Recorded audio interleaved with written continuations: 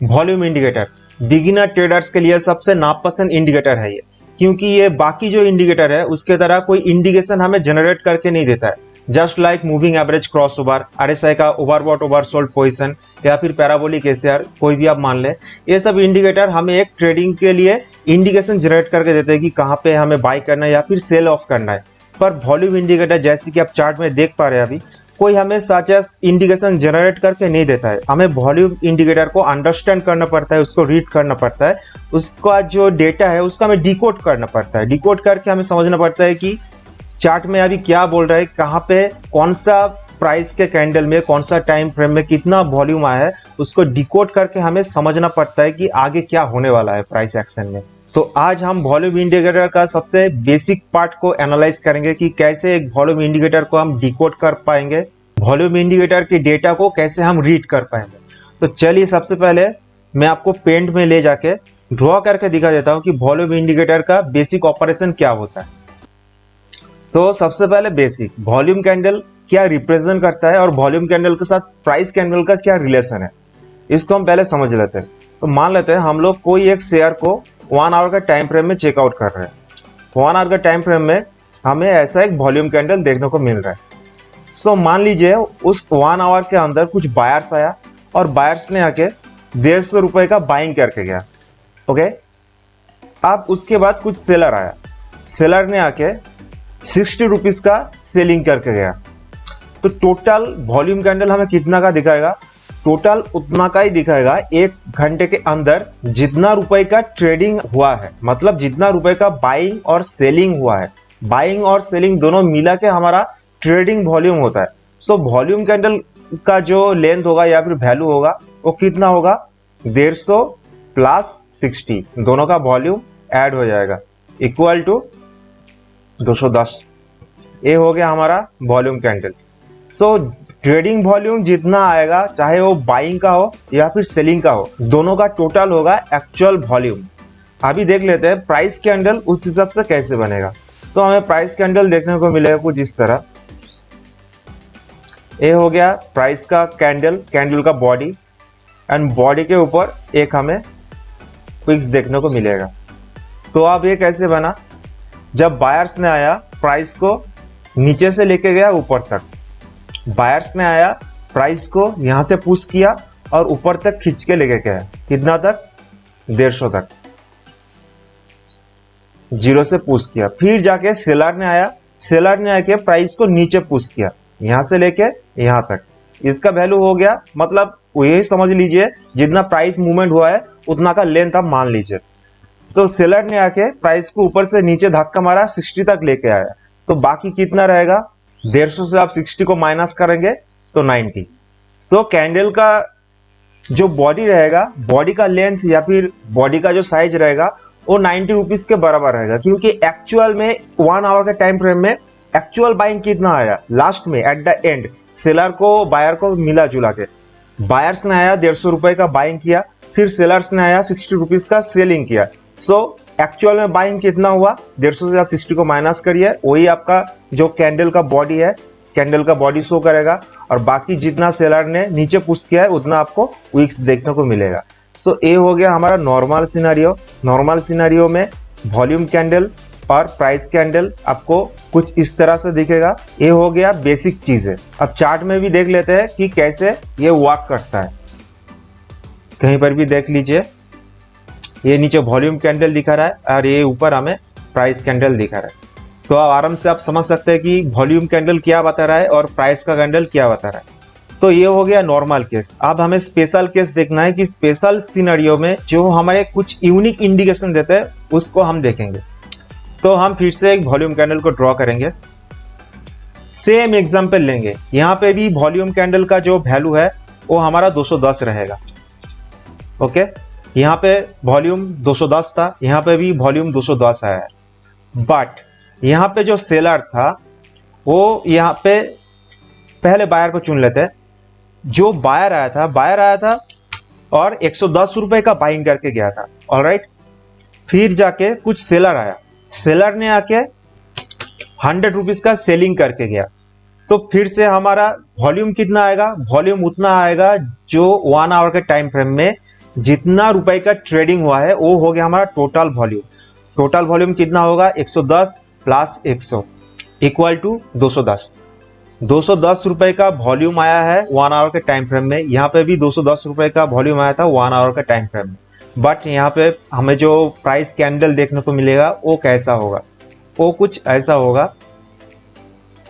Candle आपको इतना छोटा दिखेगा, कैंडल का जो बॉडी होगा, और आपको विक्स दिएगा, एक लंबा एक विक्स देखने को मिलेगा। कैसे हुआ ये, बायर ने प्राइस को लेके गया सीधा यहां से लेके यहां तक, 110 रुपए का बाइंग किया, प्राइस को सीधा लेके गया ऊपर। फिर जाके सेलर आया, सेलर ने आके प्राइस को नीचे लेके गया 100 तक। सो हमें कैंडल का जो बॉडी दिखेगा, बॉडी का लेंथ होगा 10, और जो विक्स होगा उसका जो लेंथ होगा, मतलब जो मोमेंटम रहेगा वो 100 रुपए का सेलिंग के वजह से रहेगा। तो अब कुछ सिमिलरिटी दिख रहा है। उम्मीद करता हूं आप कैंडल स्टिक पैटर्न को रीड करके आए हैं, आपको पता होगा। तो ये कैसा दिख रहा है हैमर, या फिर आप इन्वर्टेड हैमर भी आप बोल सकते हैं। तो आपको बताया जाता है कि चार्ट के ऊपर में, टॉप में या चार्ट के बॉटम में अगर आपको कोई इन्वर्टेड हैमर या फिर हैमर बनते हुए देखे तो आप इस तरह से ट्रेड को ले सकते हैं। पर यहाँ पे आप एक एक्स्ट्रा एडिशनल कॉन्फर्मेशन ले सकते हैं कि वॉल्यूम के जरिए वॉल्यूम कितना आया उस पार्टिकुलर कैंडल में। ये देख के आप आसानी से समझ पाएंगे कि सच में ये कोई रिवर्सल कैंडल है कि नहीं। तो यहाँ पे आप जैसे देख पा रहे हैं कि एक इन्वर्टेड हैमर बना है, तो मैं इसको हैमर बना देता हूँ। कैसे हैमर होगा, सेम चीज है। मान लीजिए ये एक हैमर हो गया और ये हो गया इन्वर्टेड हैमर। तो हैमर कैसे बनेगा, ठीक इसका उल्टा। मान लीजिए सेलर पहले आया था, सेलर ने पहले आके प्राइस को नीचे लेके गया 100 तक, और उसके बाद बायर ने आके प्राइस के ऊपर लेके गया 110 तक। तो हमें जो कैंडल का बॉडी दिखेगा वो यहाँ पे 10 दिखेगा और यहाँ पे दिखेगा 100 का। तो ये जो लेंथ हो गया ये 100 का लेंथ है और कैंडल का बॉडी हो गया 10। तो बात समझ में आ रहा है, वॉल्यूम दोनों सिचुएशन में वॉल्यूम सेम है। यहाँ पे भी वॉल्यूम 210 है, यहाँ पर भी वॉल्यूम 210 है, पर यहाँ पे कैंडल का बॉडी देखिए, यहाँ पे कैंडल का बॉडी देखिए। बॉडी देख के आप समझ पाएंगे कि कुछ तो लोचा है। क्या लोचा है, आप वॉल्यूम पे जाइए, देखिए हाँ वॉल्यूम तो हाई है। कैंडल कहाँ पे बना है, चार्ट के टॉप पे बना है या चार्ट के बॉटम में बना है, मतलब यहाँ से प्राइस रिवर्सल का चांस है। आप जाते हैं, हम लोग चार्ट पे, चार्ट में देख लेते हैं कैसे हम इसको यूज कर पाएंगे। यह है मेरे सामने बीटीसी का चार्ट। आप देख पा रहे हैं यहाँ पे मैं अगर एक लाइन ड्रॉ कर दूं सपोर्ट और रेजिस्टेंस का, यहाँ पे एक रेजिस्टेंस लाइन आ जाएगा और यहाँ पे एक सपोर्ट लाइन आ जाएगा। तो आप सिंपली यहाँ पे देख पा रहे हैं ये जो कैंडल बना है, इसको आप हैमर बोलिए या फिर स्पिनिंग टॉप बोलिए या फिर डॉजी बोलिए, कुछ भी बोलिए, बात सेम ही है, कुछ मायने नहीं रखता ये सब। जब आप वॉल्यूम कैंडल को देखेंगे आपका जो भी कंक्लूजन है क्लियर हो जाएगा। लास्ट जितना भी वॉल्यूम कैंडल आया, सबसे ज्यादा वॉल्यूम इस कैंडल पे आया है। मतलब यहाँ पे बहुत ही ज्यादा सेलर और बायर एक साथ इन्वॉल्व हुआ है। इसके वजह से वॉल्यूम का जो कैंडल है वो इतना बड़ा हुआ है, पर प्राइस में कोई मूवमेंट नहीं है। छोटा कैंडल का बॉडी हुआ है, मतलब प्राइस में ज्यादा मूवमेंट हुआ ही नहीं। मतलब बायर और सेलर बहुत स्ट्रांगली यहाँ पे रिएक्ट किया है। तो चांसेस है कि प्राइस यहाँ से एक रिवर्सल ले। अब क्वेश्चन ये है कि रिवर्सल किस तरफ ले सकता है, ऊपर की तरफ या नीचे की तरफ, दोनों साइड हो सकता है। तो उसके लिए आपको नेक्स्ट कैंडल का वेट करना पड़ेगा। जैसे कि आप देख पा रहे हैं यहाँ पे एक रेड कैंडल बना है, तो ये हमें एक कॉन्फर्मेशन देता है कि प्राइस यहाँ से रिवर्स लेगा, मतलब फिर से नीचे की तरफ जाएगा, क्योंकि ऊपर हमारा रेजिस्टेंस जोन है, रेजिस्टेंस से रेजिस्टेंस कॉन्फर्म हुआ, अब नीचे की तरफ आ सकता है और प्राइस नीचे की तरफ आया भी। तो बात क्लियर हुआ।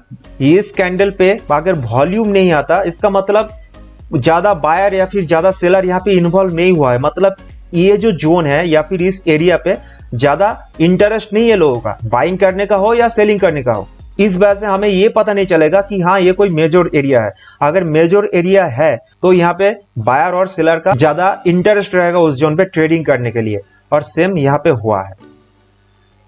एंड अगेन मैं रिपीट करूंगा, आप जब वॉल्यूम कैंडल को कंसीडर करेंगे प्राइस एक्शन के साथ, तो इस तरह से जो कैंडल बनता है, आप कैंडल स्टिक पैटर्न में पढ़ा हो गया, डोजी हो गया, ग्रेपस्टोन डोजी हो गया, या फिर स्पिनिंग टॉप हो गया, इन्वर्टेड हैमर, जितना भी इस तरह का आपको कैंडल दिखे सब सेम है, कोई अलग अलग मायने नहीं रखता है, किसी का अलग कोई वैल्यू नहीं है। ये सब सेम तरह से रिएक्ट करेगा अगर वॉल्यूम बहुत ज्यादा आए, वॉल्यूम सिग्निफिकेंटली हाई हो।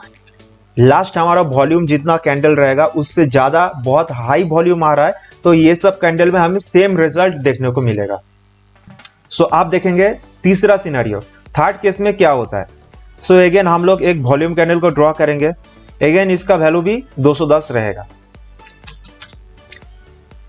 सो इस कैंडल में भी वॉल्यूम 210 आया था, इस कैंडल में भी वॉल्यूम 210 आया, इस कैंडल में भी वॉल्यूम 210 आया। कैसे आया है, यहाँ पे बायर आया, बायर ने आके 200 रुपए का बाइंग किया, फिर जाके कुछ सेलर आया, सेलर ने आके 10 रुपए का सेलिंग किया, हो गया। तो हमारा वॉल्यूम कितना हो गया, इसको प्लस कर दीजिए, ये हो गया हमारा वॉल्यूम। टोटल 210 रुपए का वॉल्यूम आया। कैंडल कैसे देखने को मिलेगा, कैंडल होगा कुछ इस तरह, एक लंबा चौड़ा कैंडल हमें देखने को मिलेगा और ऊपर एक छोटा सा विक्स। इसका वैल्यू हो गया 10, बॉडी का वैल्यू हो गया 200। बायर ने आया, प्राइस को सीधा लेके गया 210 तक। सेलर ज्यादा था ही नहीं, सेलर का पावर बहुत कम था, सेलर ने उसको लेके आया 10 नीचे। सो हमें 10 लेंथ का 10 प्राइस एक्शन की वजह से जितना विक्स बनेगा उतना साइज का आपको विक्स देखने को मिलेगा। कुछ याद आ रहा है, कैंडल स्टिक पैटर्न में हमें पढ़ा गया था मारुबुजु कैंडल। विक्स नहीं रहेगा तो फिर चलेगा, और अगर विक्स भी रहता भी है छोटा मोटा, मतलब बॉडी का जो साइज है 95% या फिर उससे ज्यादा है, तो आप उसे मारुबुजु कैंडल कंसीडर कर सकते हैं। तो इस तरह का कैंडल अगर बनेगा तो आपको समझ लेना चाहिए कि हाँ, यहाँ पे बहुत ज्यादा बायर इन्वॉल्व है, बायर का स्ट्रेंथ बहुत ज्यादा है। इसका उल्टा भी हो सकता है। अगर मान लेते हैं कि वॉल्यूम कैंडल आपको रेड दिखा रहा है, वैल्यू है 210 सेम, तो आपको कैंडल कैसे देखने को मिलेगा, ऐसा एक मोटा बिग फैट कैंडल देखने को मिलेगा और एक छोटा सा विक्स रहेगा यहाँ। इसका हम हिसाब कर देते हैं, इसका भी हिसाब सेम ही रहेगा। यहाँ पे सेलर आया, 200 रुपए का सेल ऑफ करके गया और बायर ने आके 10 रुपए का बाइंग करके गया। टोटल हमारा वैल्यू हो गया 210 रुपए, 210 रुपए का वॉल्यूम कैंडल, और प्राइस एक्शन मतलब प्राइस का जो कैंडल रहेगा वो आपको कुछ इस तरह का देखने को मिलेगा। बॉडी होगा 200 और विक्स रहेगा 10 का। अब देखते हैं इसका एग्जाम्पल। एग्जाम्पल से पहले मैं ये बता देता हूं इसको आप कैसे यूज कर सकते हैं, मतलब किस सिचुएशन में आप यूज कर पाएंगे। जैसे कि आप पहला वाला मतलब जो सेकंड सिनेरियो था, वो रिवर्सल कहां पे हो सकता है, मतलब कहां पे वो सपोर्ट लिया या फिर कहां पे वो रेजिस्टेंस लिया, उसको हम चेक करने के लिए हम सेकंड सिनेरियो को कंसीडर करते हैं। और थर्ड सिनेरियो जो अभी मैं बता रहा हूं उसको आप कहां पे कंसीडर करेंगे, क्या पे यूज करेंगे, ब्रेकआउट में। जस्ट फॉर एग्जांपल, ये हमारे पास महिंद्रा का शेयर ओपन करके रखा हूं, यहां पे एक जोन आ गया हमारा, नीचे का छोड़ देते हैं। ओके, तो यहां पे हमारा एक जोन था, पहले यहां पे सपोर्ट लेवल था हमारा, यहां पे रेजिस्टेंस लेवल था, यहां पे रेजिस्टेंस लिया, यहां पे रेजिस्टेंस लिया, फिर यहां पे रेजिस्टेंस लिया, थोड़ा सा रिट्रेस करके फिर यहां पे गया ब्रेकआउट। अब ब्रेकआउट सच में ब्रेकआउट था या ये फेक आउट था, उसको देखने के लिए आप वॉल्यूम कैंडल को देखिए। सो आप क्लियरली देख पा रहे हैं कि लास्ट जितना भी वॉल्यूम कैंडल है उससे कहीं ज्यादा वॉल्यूम इस कैंडल पे आया है, उसके बाद इस कैंडल में भी वॉल्यूम आया है। तो आप चाहे तो यहां पर भी एंट्री ले सकते थे। आपका स्टॉप लॉस कहां पे होगा, इस वॉल्यूम जो इस जो कैंडल प्राइस कैंडल है इसके नीचे आपका स्टॉप लॉस रहेगा। प्राइस आया रिट्रेस करके फिर ऊपर गया, रिट्रेस किया यहां तक, आपका स्टॉप लॉस हिट नहीं होगा। या फिर आप कॉन्फर्मेशन चाहते हैं, मोर कंजर्वेटिव वे में आप ट्रेडिंग करना चाहते हैं, तो वेट करिए, थोड़ा रिट्रेसमेंट का वेट करिए। रिट्रेसमेंट लिया यहां से, फिर ऊपर की तरफ अपना जर्नी चालू किया, देखिए सीधा गया ऊपर। ओके, दूसरा एक एग्जांपल देख लेते हैं, ये हो गया टाटा स्टील का। टाटा स्टील में यहां पे एक हमारा सपोर्ट लेवल था इस लेवल पे, तो कई बार यहां पे सपोर्ट लिया, एक बार, दो बार, तीन बार, यार चार बॉटम लगा दिया, फिर भी ऊपर नहीं गया। 4 बॉटम लगाने के बाद थोड़ा बहुत ऊपर जाके लास्ट यहां पे आके टूट ही गया। देखिए यहां पे टूटा है तो एक बहुत बड़ा एक वॉल्यूम कैंडल हमें देके गया है, दिख रहा है ये जो कैंडल है। तो यहां पे एक क्लियर कट सिग्नल है कि भाई हमारा सपोर्ट जोन ब्रेक हो चुका है। इतना लोग आके यहाँ पे फाइट करके गया है, मतलब बायर और सेलर का फाइट है और कुछ नहीं। अगर बायर जीत गया कैंडल ग्रीन, सेलर जीत गया तो कैंडल रेड, और दोनों का जितना खून बहेगा उस खून का वेट रहेगा वॉल्यूम का कैंडल के बराबर। बात आया समझ में? दोनों का ही खून बहेगा, वार में दोनों का ही खून बहता है, टोटल जितना खून बहता है वही आपका वॉल्यूम कैंडल है। ऑलराइट, तो आप देख सकते हैं सेम थ्योरी हमारा रहेगा। आप चाहे तो इस कैंडल में जब कैंडल क्लोज हुआ आप एंट्री ले सकते हैं, कैंडल को जो आपका लास्ट यहाँ पे टॉप होगा, कैंडल का टॉप आपका स्टॉप लॉस, रिट्रेस लिया, स्टॉप लॉस हमारा हिट नहीं किया, फिर नीचे गया, या फिर आप रिट्रेसमेंट को वेट करिए जो ज़्यादा बेटर है। हर वक्त हमारा प्राइस डायरेक्ट नीचे नहीं जाता है, एक बार रिट्रेस करता है, एक बार अगर सपोर्ट लेवल को ब्रेक करता है तो फिर से जाके उसको कॉन्फर्म करता है कि ये अभी सपोर्ट हमें दे रहा है या फिर रेजिस्टेंस बन चुका है। इसका उल्टा, जैसे कि हम महिंद्रा में देखा कि यार ये तो पहले हमारा एक रेजिस्टेंस जोन था, अभी भी रेजिस्टेंस है, उसको चेक करने के लिए फिर नीचे आया ना, रेजिस्टेंस नहीं है, ये अभी सपोर्ट बन गया, ऊपर भेज दिया उसको सपोर्ट देके। ठीक इसका उल्टा, एक सपोर्ट था, नीचे आया, अभी भी देखना चाहता है कि ये सपोर्ट है या चेंज हो गया, तो ऊपर आके देखा अरे भाई तो चेंज हो गया, रेजिस्टेंस बन गया, फिर प्राइस गया नीचे।